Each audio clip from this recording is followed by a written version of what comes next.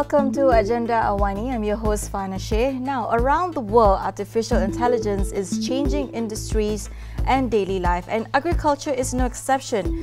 In Malaysia, the Rakan Tani initiative is showing how AI can guide farmers and strengthen food security. Now, today we'll explore what this transformation means with Datuk Sri Isham, Secretary General of Ministry of Agriculture and Food Security, as well as Bjote Olsen, from Managing Director of Global AI Village.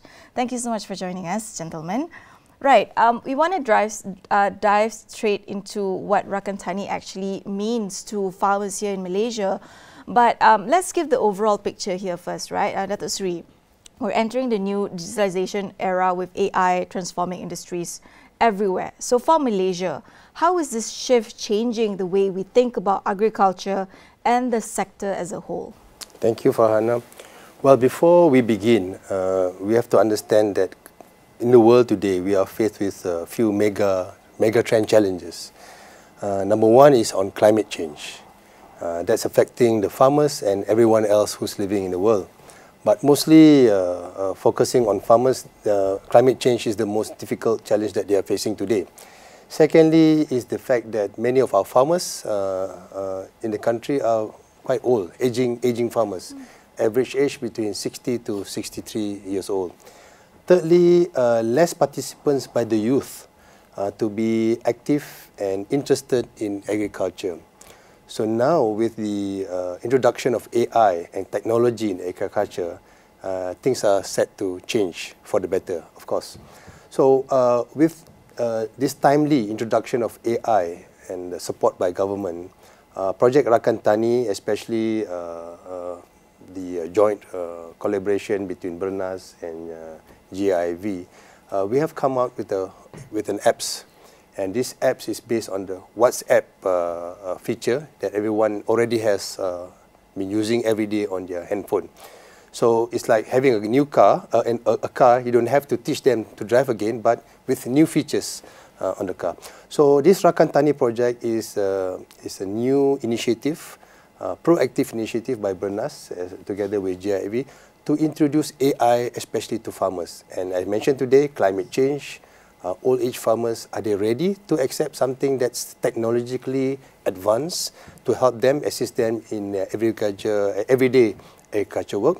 So with this WhatsApp-based technology, we think that the paddy farmers today, facing many challenges, will be able to be assisted more precisely, technology-driven, with data to support whatever actions that they are taking, so that they lower the risk of their everyday farming activities, and their successful rate is much more better. And of course, what we intend to do with this AI technology is to enhance and ensure that their productivity when they do paddy farming is increased, and also more importantly is to get the younger farmers or younger generation to be interested in agriculture.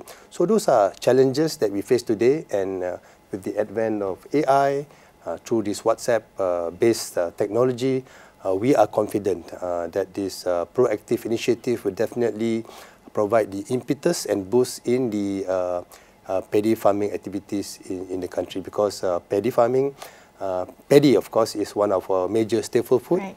We cannot live without it. Definitely. We have to have it, and technology will definitely ensure sustainability in this sector for many years to come. Yeah, I mean, as a Malaysian, I can concur that we cannot live without rice here. So yeah, but I want to talk about, you mentioned just now a key word, which is readiness, right? Because yeah, like you said, it's driving a new car. The car is already there, but now there's this new feature that people have to adapt to it, right? So from the minister's perspective here, so what concrete steps are being taken to make this digital shift a reality on the ground for these paddy farmers, right? So how are these initiatives being translated and to help farmers to be ready to adopt AI? Okay. Well, AI, the backbone of AI is always data.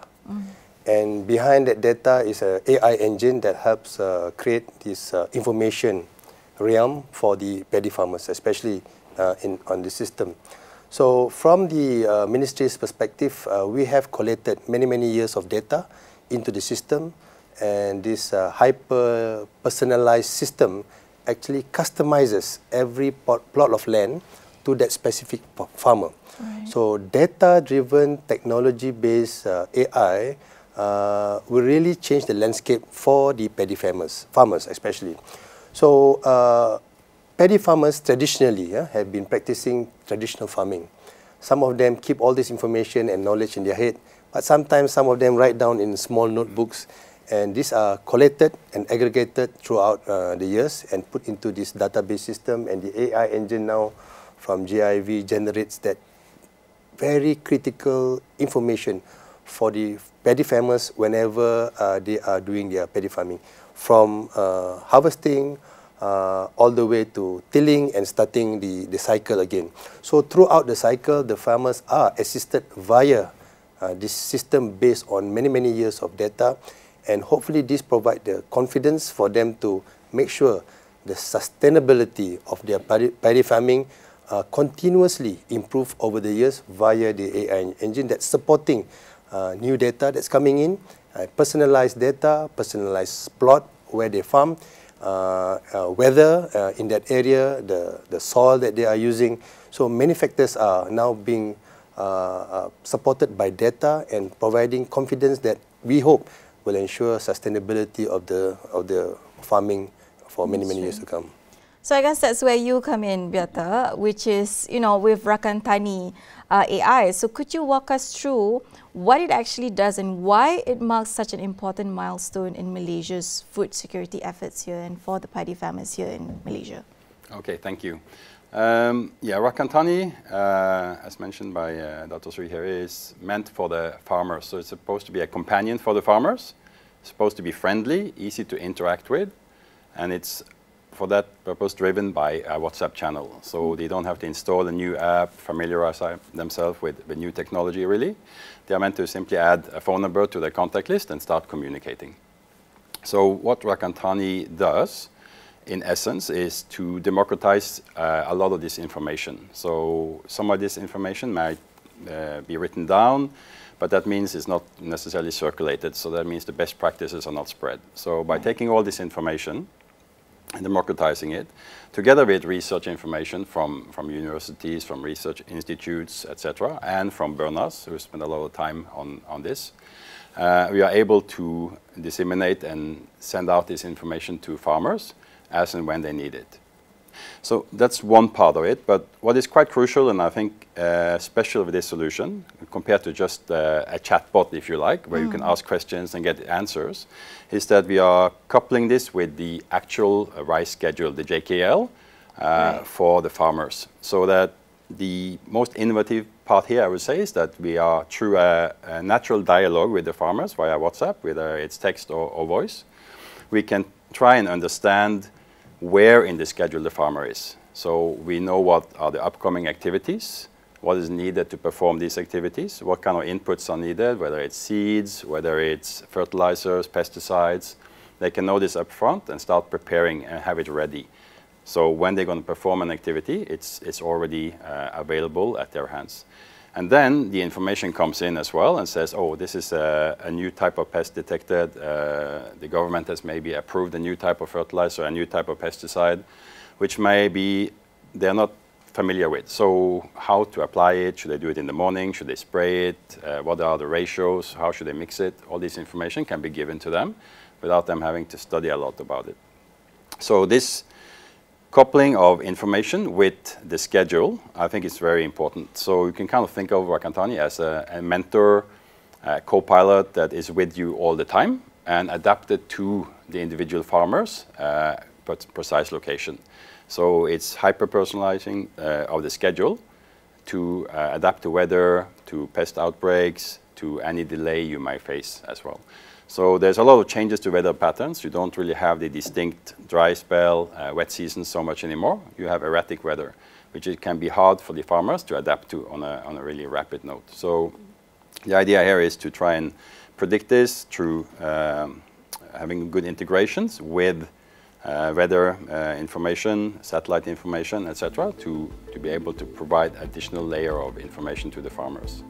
However, we are also cognizant that it can be a bit difficult for farmers to adopt a lot of new technology. So we don't want to overwhelm them with a lot of devices, etc., that they have to install and set up in their farms.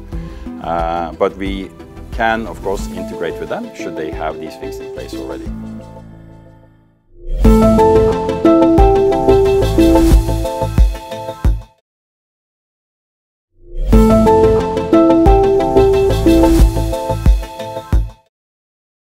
Right. I think that goes to my next question, right? Because if we talk about the practicality of the app or you know, the co-pilot WhatsApp for farmers, right?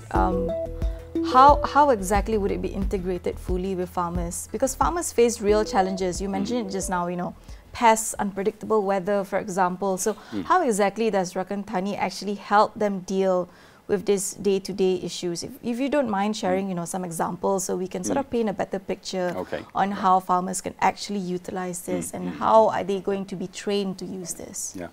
So it could be from the early stages when they're preparing the land. If they do, for instance, a soil test and they check a pH value, and certain parts of the country have different levels. So some places they are okay to have slightly more sour, slightly more acidic, and you can ask Rakan Tani, is this okay? Is this within the limits? Or what should I do if it's not, right? So then you will get automated examples and recommendations for that. Or it could be when it comes to water, it could be that, of course, rice farming is very dependent on water and access to water. So schedules from organizations that control water could be integrated into the system, so they know exactly when they have access to irrigation, etc. Other things, like I mentioned already, is within pest and fertilizers. A lot of this can be obtained by the farmers. So from special outlets. So availability in these outlets could be one thing where we are trying to integrate with those as well. So we have a bit more control on the availability and that they have access to what they need for their particular farming activity. One thing that we are looking at incorporating now also is, as we deploy this to more and more farmers, you will have a community of farmers, a bit like Waze from your traffic, right? So Waze will be able to tell you where there's a congestion. Similarly, if we detect that some farmers are reporting a particular bug or pest, if we see that at a number of farmers in the same vicinity, we can kind of decide that, okay, here seems to be some kind of outbreak. So we can give early warnings to farmers so they are prepared in advance for that. Right. I mean, it seems that this co-pilot or this app would really help strengthen, you know, the farmers' capability in harnessing, you know, their already given knowledge on this kind of things. But I do hope, you know, there's a lot of awareness and a lot of training involved in order for them to adopt this. And I think Dato' Sri will address this later. But let's look back at what, you know, this app or this assistance will do in terms of opening up the rice sector, right? You know, we in Malaysia are moving forward with AI for the Rakyat in terms of, you know, the Madani economy and making sure that, you know, nobody gets left behind. So looking ahead, what opportunities could you see with regards to this advancement that could open up the rice industry, Dato' Sri? Well, you mentioned about the Madani agenda and no farmers left behind or no communities left behind. I think that's the objective of what we are doing here, is to find the right formula to optimize the resources that the paddy farmers have.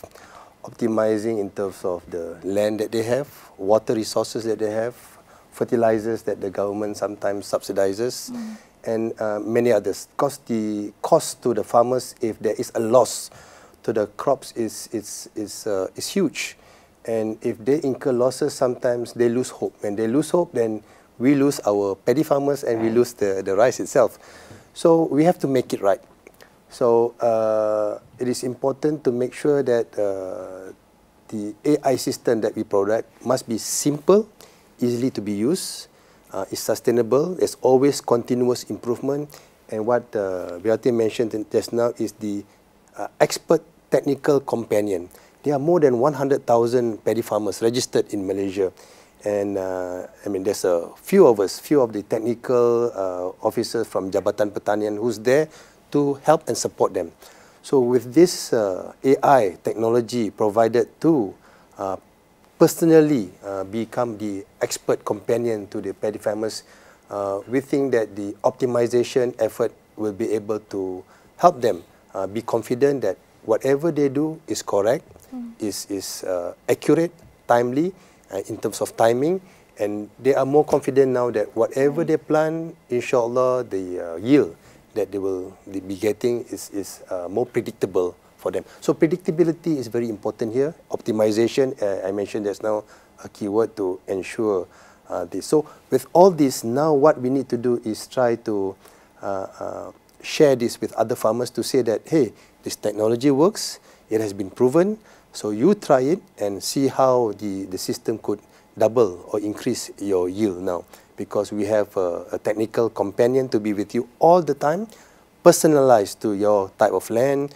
to your area, acreage that you are planting, and also the type of variety, paddy variety that you are planting. So you should be confident, you should know that this helps optimize your opportunity now to ensure a higher yield and productivity in whatever you do in the paddy farming. Yeah.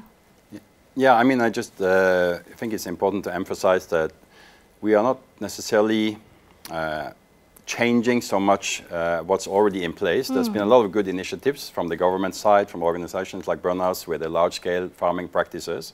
However, they are dependent on having staff there, a field coordinator in place. So what we are trying to do is to help them to make a virtual field coordinator so that more farmers can get the benefit of having this advice. Someone to assure you, yes, you are actually doing the right thing, what you're doing is good, and you are going to get increased yields from your practices. I mean, it's a sort of validation that you get from, you know, AI, right? For example, with most of this stuff you already know, but it's just the sort of validation you need to move forward, right? To ensure that, okay, I can move forward with this best practices.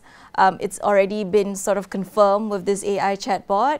And, you know, if I need more information, I can always ask more and I can always explore and find out more. I think it adds that layer of advice, tips and tricks for them to sort of navigate, you know, the changing weather, the pests, the type of soil, any new advancement, any new trends.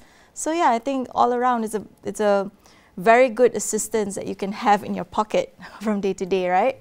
But I think, okay, we have this technology and it's great and it has a lot of tools that farmers can use. But I think if we talk about, you know, technology adoption here, it's never without challenges, right? So what are the main barriers actually when it comes to farmers embracing AI tools like this? You know, trust is a big issue with a lot of people who are not familiar with this kind of technology. So how do we tackle this? And what lessons can we take if we want to apply this to a wider scale? Maybe Beate, you can take this. I think you're right. All technology, or the introduction of new technologies has some issues. So one, we are trying to use a very familiar medium for interaction with WhatsApp. Right, That's WhatsApp. number one. We also, as I already mentioned, we try to limit the need for farmers to actually buy any kind of equipment that is extra, so it's low capital upfront cost. And then accuracy is really important. So we are doing a lot of trials with Bønnas to get feedback from the farmers on the ground. We're trying to build in mechanisms where they can very easily actually conversationally give feedback as well, because it's difficult to get farmers, or anyone for that matter, to actually fill in a form and say, oh, this is my feedback, right? So if they can, in their WhatsApp conversation with Rakantani, say that, hey, I'm not so happy with this, or maybe why are you answering this? We can pick this up. So the AI can actually pick up that this is actually feedback for us, and we can put that aside and we can run this through feedback loops, etc., to improve, constantly improve the product. Another thing is, of course, that they might not know exactly how to use it. Right. So typically with AI in general, a lot of people are using it like they would use Google. So they'll say, oh, I want to buy 50 kilos of product X somewhere. How much does that cost?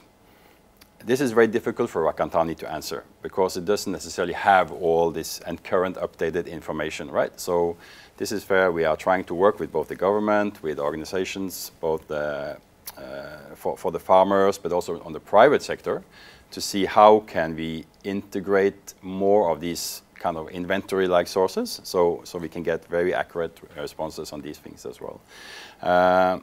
Giving them additional information, like giving them weather updates that they currently have to look up. I know the farmers, when I spoke to them, say, oh, we are really, really careful about the weather. We check the weather forecast 4 times, 5 times, 6 times a day. Now they will get that automatically for their precise location, in addition to having it incorporated into the advice. So we are, of course, looking at doing this in a larger scale, maybe different countries as well. So it's important for us that we can fully test it here, get the best practices, get the feedback and the buy-in from the farmers, because the farmers are really the users here. They are the ones that are making sure this is a good product, because we are also dependent on the interactivity with them. If they just ask a question once a month, it's very difficult to get an updated information source as well.